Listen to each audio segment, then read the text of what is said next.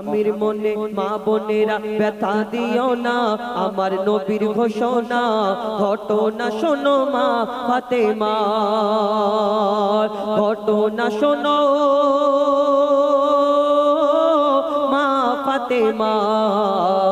স্বামীর মনে মা বোনেরা ব্যথা দিও না, আমার নবীর ঘোষণা ঘটনা শোনো মা ফাতেমা, ঘটনা শোনো মা ফাতেমা।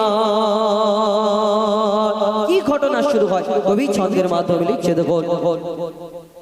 যুদ্ধ করতে যাবে আলী হাতে নিল তলোয়ার, যুদ্ধ করতে যাবে আলী হাতে নিল তলোয়ার। মা ফাতেমা স্বামীর কাছে করলো এমন আবদার, মা ফাতেমা স্বামীর কাছে করলো এমন আবদার। যুদ্ধ থেকে ফেরার পথে আসবে যখন ঘরে, একটি নতুন কাপড় কিনে আনবে আমার তরে, একটি নতুন কাপড় কিনে আনবে আমার তরে, একটি নতুন কাপড় কিনে আনবে আমার তরে।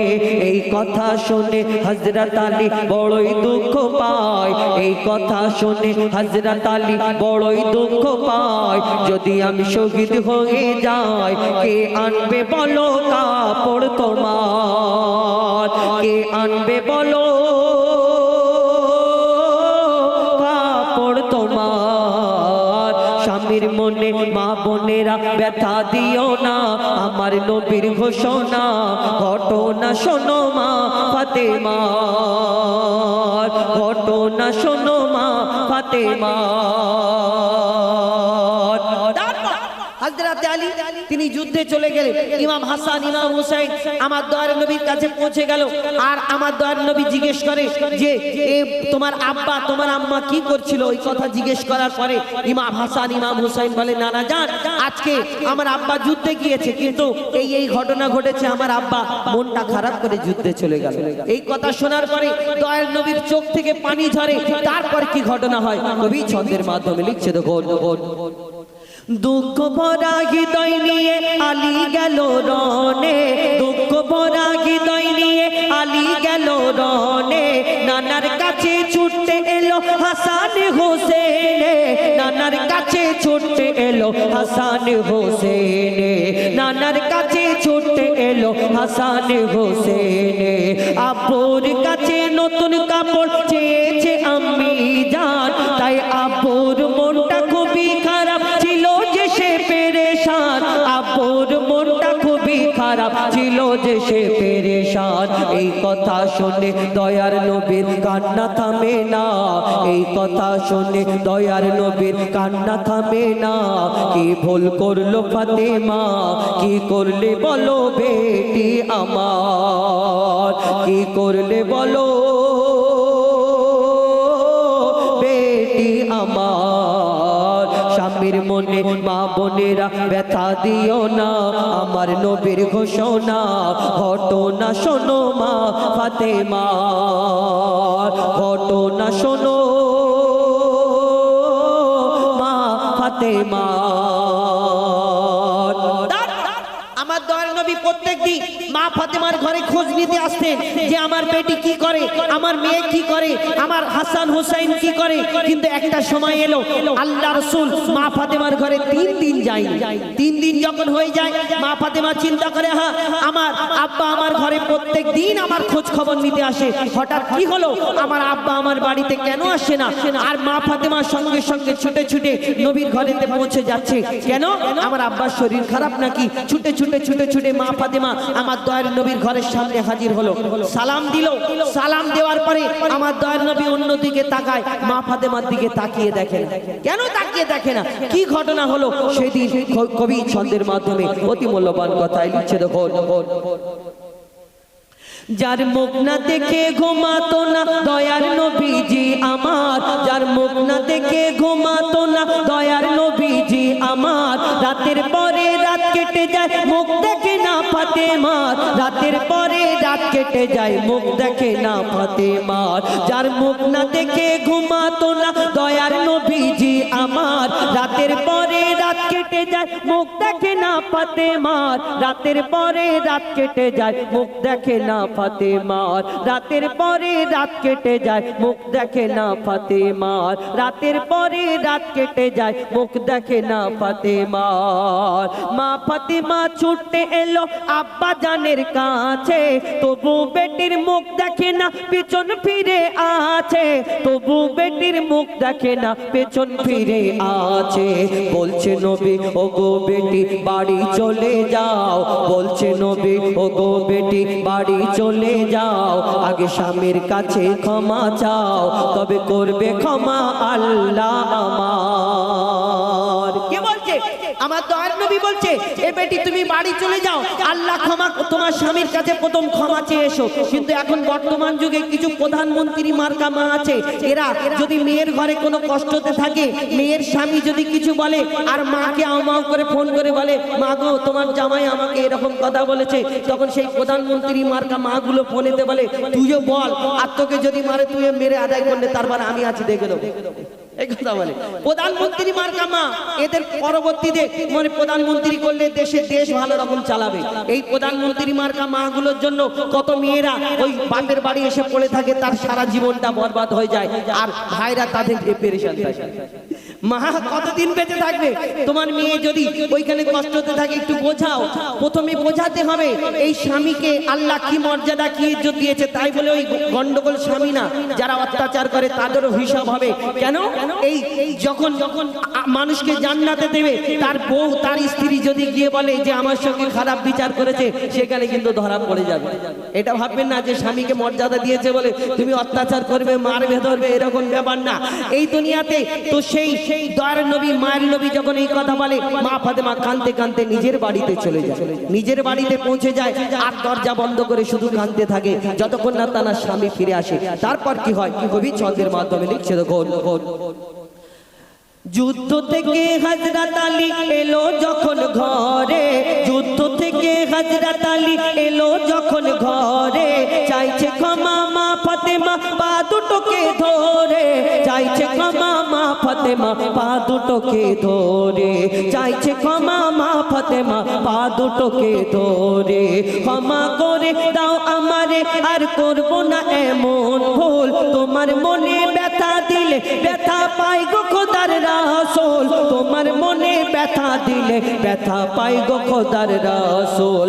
আলী ফাতেমা হাসান হোসেন নবীর কাছে যায়, আলী ফাতেমা হাসান হোসেন নবীর কাছে যায়, ওর নবী দেখে শান্তি পায়, এমন ভুল কখনো করো না গো আর, এমন ভুল কখনো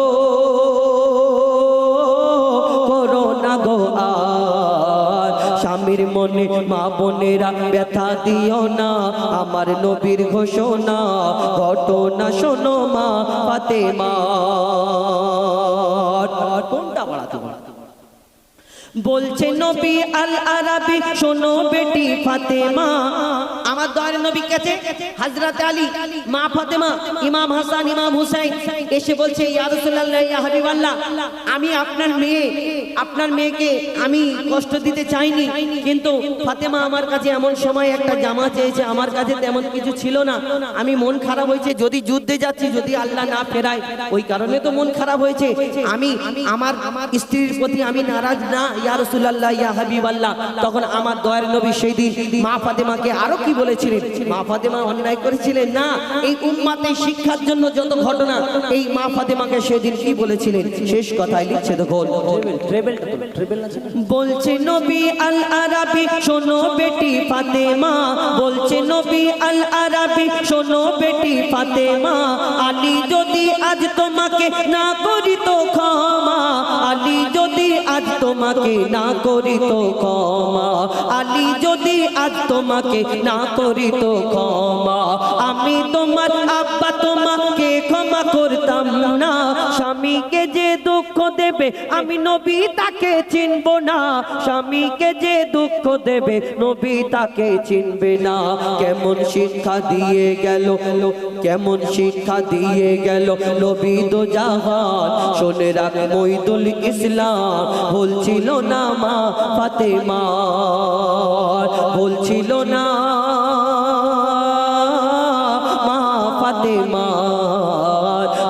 মনে মা বোনেরা ব্যথা দিও না আমার নবীর ঘোষণা ঘটনা শোনো মা ফাতেমার ঘটনা শোনো মা ফাতেমার ঘটনা শোনো মা ফাতেমা এটি দিল রে মান নাকে কানে মা বোনের আছে তা প্রমাণ মাগাজেরার সম্মান দিল রে মান নাকে কানে মা বোনের আছে তা প্রমাণ পেল নারী যার হাজিরা সুন্নাত হিন্দু মুসলমান সুন্নাতে দেয় যার ওগি নাজিল করে হাজিরাকে সোনার মাহাজেরার সম্মান দিল রে মান নাকে কানে মা বোনের আছে তা প্রমাণ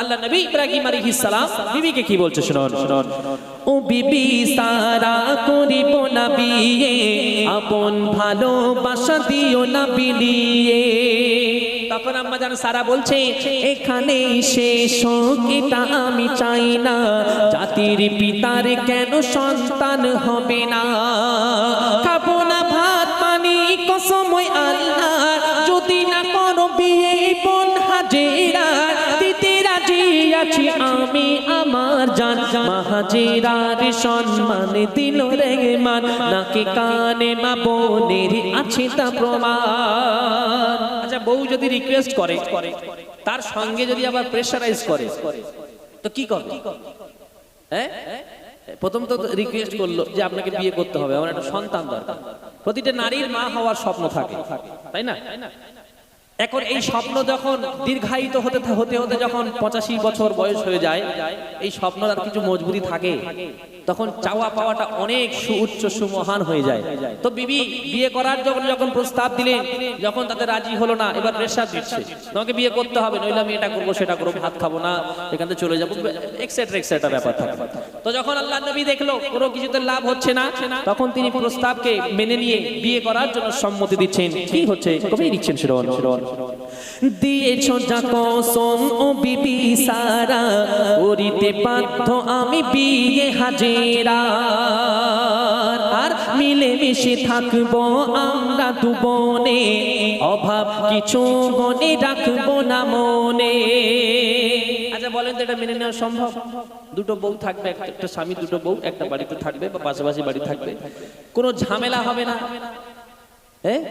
আপনারা বলেন হবে না হবে না কেউ কিছু বলে না কি বলি বলেন কেউ কিছুই বলে না একটু মাথা নিলে তো সম্মতি দেবে যে হ্যাঁ হবে কি হ্যাঁ কি না এই ফেরেশতা যদি আল্লাহ যদি ফারিস্তা নামিয়ে দেয় যে এই যুদ্ধ তোমরা আটকে দাও এরাও পারবে বলে মনে হয় এই ঝামেলা হবেই তো নবীর ঘরে হয়েছে আমাদের ঘর তো সাধারণ ঘর কবি লিখছেন শুনুন শুনুন দিয়েছো যা কসম ও বিবি সারা করিতে বাধ্য আমি বিয়ে হাজেরা আর মিলে মিশে থাকবো আমরা দুবনে অভাব কিছু হনি রাখবো না মনে মেটাতে পারবো না আমি যে রেখেছো মান বিয়ে করে ইব্রাহিম দোয়া করি খোদা সন্তান দিও দান মাহাজেরার সম্মান দিল রে মান নাকে কানে মা বোনের আছে তা প্রমাণ বিয়ের পরে প্রথম বিবি দোয়া করছে আল্লাহ তুমি সন্তান দান করো যে সন্তানের আশায় এত তামঝাম হলো এই সন্তান তুমি দান করো তো যখন ইসমাঈল আলাইহিস সালাম যখন দুনিয়ার জমিনে আসলেন তখন কি ঘটনা ঘটছে কবি লিখছেন শুনুন শুনুন খোদারি অশেষ কৃপা এলো জাবিগুল্লাহ খুশিতে মাতোয়ারা পিতা খলিলুল্লাহ খোদারি অশেষ কৃপা এলো জাবিগুল্লাহ খুশিতে মাতোয়ারা পিতা খলিলুল্লাহ আর দিনের প্রচারে নবী সারা দিন ঘোরে বাড়ি ফিরিয়া নবী হাজিরার দৌড়ে পিতার ভালোবাসা দিয়েছি অশেষ চাই না কোন শিশু খেলতে সারা দিন সারা বিবি দেখে চিন্তায় পড়ে যায় মাহাজেরার সম্মান দিল রে মান নাকে কানে মা বোনের আছে তা প্রমাণ প্রথম বিবি চিন্তা করছে হায় রে আমি তো জোর করে বিয়ে শাদী দিলাম আমার স্বামী তো আমার ঘরে আসে না খুব একটা খুব চিন্তায় পড়ে গেছে যে আমার স্বামী তো আমার কাছে খুব একটা আসে না, প্রথমে আগে কোথাও থেকে এলে ছোট বিবির ঘরে আসে, কিন্তু এখন দেখতে পাচ্ছে না যে সন্তানের মায়া আসছে। আচ্ছা একটা বলেন তো, একটা মানুষের 85 বছর 86 বছর যখন সন্তান হয়, সে মানুষ সারাদিন, আমাদের দায়িত্ব কি? 5 ওয়াক্তের নামাজ পড়া, ঘর সংসারের জন্য রুজির তালাশ করা, ইনকাম করে বাড়ি এসে আবার খেয়ে দিয়ে ঘুমিয়ে পড়া, তাই তো? কিন্তু নবীদের একটা এক্সট্রা দায়িত্ব ছিল, সেটা কি? মানুষের কাছে দ্বীনের দাওয়াত দেওয়া, যে আল্লাহ একজন খালিক মালিক, এই পৃথিবীর সৃষ্টিকর্তা পালনকর্তা আছে, তার ব্যাপারে মানুষকে জানানো, পথ ভোলা মানুষকে পথের দিকে ডেকে আনা। এই সমস্ত কাজ করে যখন নবী বাড়ি এলেন, এসে আগে সন্তানের কাছে যাবেন, বউয়ের কাছে যাবে? কি আপনাদের স্বামীরা কি করে? আগে এলে তো আগে বাচ্চাটাকে কোলে করে নেয় নাকি? হ্যাঁ, বউ যে কটা আছে আগে বাচ্চাটাকে কোলে নেয়। তো নবী যখন এই কাজ করলেন, তখন প্রথম বিবি চিন্তা করছে আমার ঘরে তো স্বামী খুব একটা আসে না, খুব টেনশনে পড়ে গেল। এই টেনশনটাকে মনের মধ্যে লালন পালন করতে করতে কি ভয়ঙ্কর রূপ ধারণ করলো কবি লিখছেন, শুনুন শুনুন। অধিকারে সীমা তুমি করেছ লঙ্ঘন, এরই বিনিময়ে আছে বহু বন্ধন। বড় বাবু ছোট বোনকে বলছে, অর্থাৎ দুই যায় কথা, কি বলে ওটাকে, যায় না, দুই সতীনে কথা হচ্ছে যে তুমি আমার অধিকার হরণ করেছো, তুমি আমার যে অধিকার ছিল সেটা তুমি হরণ করেছো, তার জন্য তোমাকে শাস্তি পেতে হবে। এমন একটা শাস্তি তোমাকে দেব, হাত কাটবো না, পা কাটবো না, তোমাকে মারধর করে অনেক ক্ষতবিক্ষত করে দেব না, তোমাকে খুনও করে দেব না। আমি একটা এমন একটা লজ্জাদায়ক তোমাকে শাস্তি দেব, তুমি যখন পাড়ার মধ্যে দিয়ে হেঁটে হেঁটে যাবে, মানুষ তোমাকে দিয়ে কটূক্তি করবে, এমন একটা নিদারুণ শাস্তি তোমাকে দেব। কি শাস্তি কবি লিখছেন, শুনুন শুনুন। অধিকারে সীমা তুমি করেছো লঙ্ঘন, এরই বিনিময়ে আছে বহু বন্ধন। আর জানিবে জামানা কেন এ লক্ষণ, স্বামীর অধিকার একা করেছো ভক্ষণ। তাই বিধিল শিখ দিয়ে করে অঙ্গহীন, হাজিরা কাঁদে দেখে কাঁদে ওই জমির, রক্ত বয়ে গেল না কদিকে কান, মাহাজিরার সম্মান দিল রেহমান, নাকি কানে মা বোনের আছে তা প্রমাণ। স্বামী যখন বাড়ি ছিল না, প্রথম বিবি একটা লোহার কোন অস্ত্র গরম করে ছোট বোনের নাক এবং কান গরম করে ফুটো করে দিয়েছিল। কি বুঝলেন? মানুষ দেখবে যে এরকম কান আর নাক পোড়া কেন, তখন ব্যাপারটা তাদের সামনে উন্মোচন হবে এবং লজ্জিত হবে। কিন্তু এমনটা হয়েছিল? হয়নি। আল্লাহ পাক এখান থেকে তার সম্মান বুলন্দ করার জন্য কি করেছিলেন? তাই কবি শেষ কথায় মূল্যবান কথা লিখছেন, শুনুন শুনুন। আমাদের বাড়ির বউরা হলে, আচ্ছা বলেন, বড় বউর বয়স বেশি, ছোট বউয়ের বয়স কম, সত্যিকার বেশি? বড় বউয়ের বয়স বেশি, ছোট বউয়ের শক্তি বেশি তো নাকি? একটু কথা বলে না, সত্যি বেশি তো? তাহলে আমাদের বাড়ির বউরা হলে কি করতো? ওখানেই ম্যাচ শেষ করে দিত, যা দেনা পাওনা ছিল ওখানেই মিটিয়ে ফেলতো। স্বামীর জন্য অপেক্ষা করতো না, আল্লাহর হুকুমের অপেক্ষা করতো না। এটা কোনো সাধারণ রমণী ছিল না। তিনি কি করলেন? আল্লাহর উপর তাওয়াক্কুল করলেন, আল্লাহর কাছে বিচার দিলেন।